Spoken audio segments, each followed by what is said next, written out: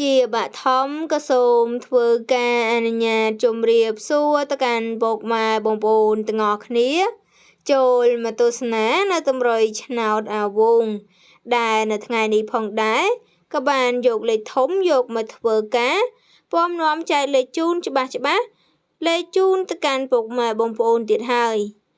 លេខទាំងអស់នេះគឺសុទ្ធសឹងតែជាតម្រុយឆ្នោតដែលឥតគិតថ្លៃដើម្បីយកមកធ្វើការចែកលេខជូនទៅកាន់ពុកម៉ែបងប្អូនជាប្រចាំថ្ងៃដូច្នេះហើយសូមពុកម៉ែបងប្អូនកុំភ្លេចជួយចុច like ម្នាក់មួយផងអាវងសូមលេខធំ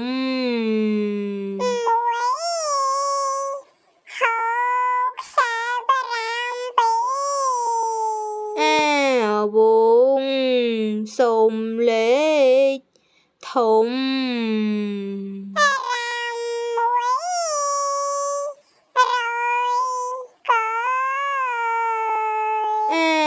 វងសូមលេខធំ